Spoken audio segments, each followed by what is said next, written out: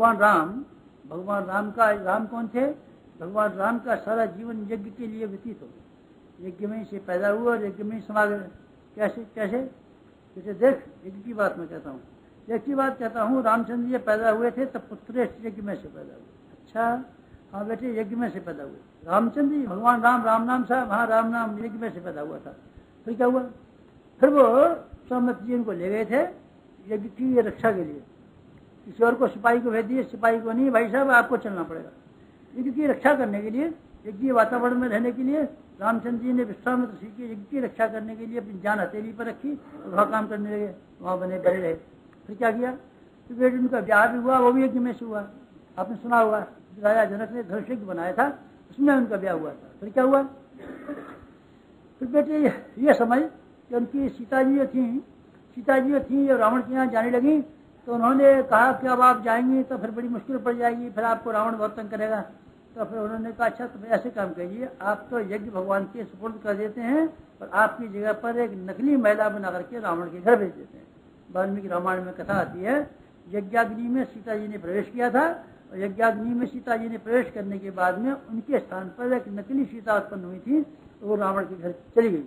रावण के घर से चले जाने के बाद में रामचंद्र जी जब फिर उनको ले आए वापस अपने घर, तो उन्होंने कहा हमको तो असली सीता चाहिए, असली सीता चाहिए, तो वहीं से निकलेंगे जो हमने जमा कर दी है। इस बैंक में, जिस लॉकर में आपने पैसा जमा किया है, उनसे तो निकालेंगे, यज्ञ में ही जमा थी। नई वाली सीता को यज्ञाग्नि में अग्नि परीक्षा ली गई और यज्ञ परीक्षा के बाद में नकली वाली सीता उसी में रह गई, असली वाली सीता उछल के बाहर आ गई। यज्ञाग्नि परीक्षा बेटे यज्ञ का था, यज्ञाग्नि की वर्णन आता है। और क्या किया?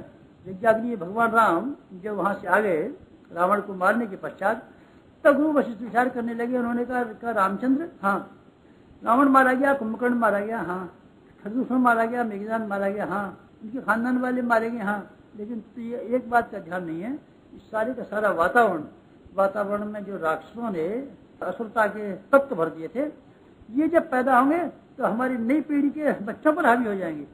2 बार होकर के चुकी है हमारी, फर्स्ट बार और सेकंड बार, दोनों बारों की लड़ाइयों के बाद में जो गोला बारूद चला गया है, जो आदमी मरे हैं, जो चीत्कार और हाहाकार पैदा हुआ है, वो लौट करके पृथ्वी पर आया है। और नई पीढ़ियां जो पैदा होती चली जा रही हैं, उस सारे के सारे वातावरण से प्रभावित होकर के आ रहे हैं। नई पीढ़ियों में सोचते हैं ये क्या हो गया, अच्छे घर में पैदा हुए थे, बच्चों का क्या हो गया, ये खराब आज के बच्चे कहाँ से आ गए। हर जगह हम देखते हैं दो युद्धों की वजह से जो वातावरण खराब हुआ था, उसका असर अभी भी है। गुरु वशिष्ठ जी ने ये कहा, आपने रावण मार करके लंका को खत्म करके जो पुरुषार्थ किया, उससे भी एक और बड़ा पुरुषार्थ करने की जरूरत है। और क्या जरूरत है? यज्ञ प्रक्रिया के द्वारा सारे के सारे वातावरण को, जिसमें राक्षसपन, असुरता सूक्ष्म रूप से छाई हुई है, अगर ये बनी रही तो वातावरण फिर मुसीबत पैदा करेगा।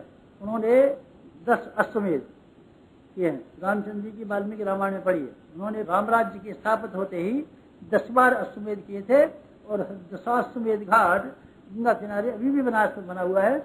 वहाँ भगवान राम और गुरु वशिष्ठ ने जाकर के बाकी वाले जीवन को राम राज्य की स्थापना करने के लिए उपयुक्त वातावरण बनाने के लिए, वातावरण बनाने में यज्ञ के अतिरिक्त और कोई सहायता नहीं कर सकता। जैसा कि मैंने आपको भगवान रामचंद्र जी के लिए कहा, रामचंद्र जी का सारा जीवन यज्ञ प्रक्रिया में चला गया। श्री कृष्ण भगवान का भी ऐसा हुआ। पांडवों की विजय होने के पश्चात, महाभारत का विजय होने के पश्चात उन्होंने भी ऐसा ही किया। उन्होंने क्या काम किया? उन्होंने ये कहा, पांडवों से कहा, कंस मारा गया, दुर्योधन और दुशासन मारे गए और दूसरे मारे गए, जरासंध वगैरह मारे गए, लेकिन अभी वातावरण में वो गंदगी भरी पड़ी है।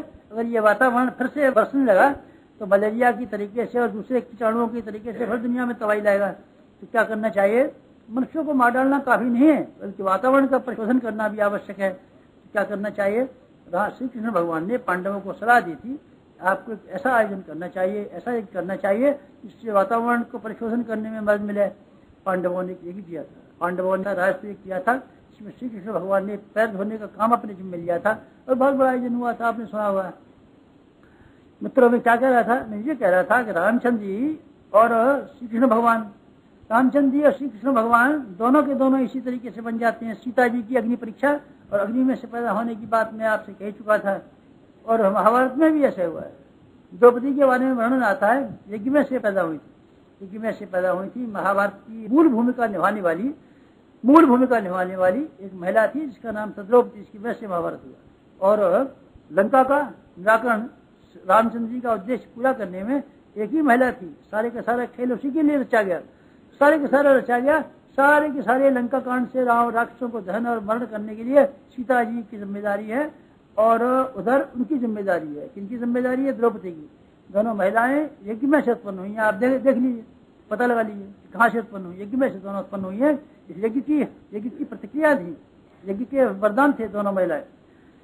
अगर आपको हमारी यह वीडियो पसंद आई हो तो इसे लाइक करें, कमेंट और शेयर जरूर करें और हमारे YouTube चैनल ऋषि चिंतन को सब्सक्राइब भी कर लें।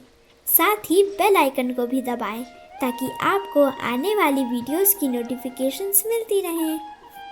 धन्यवाद।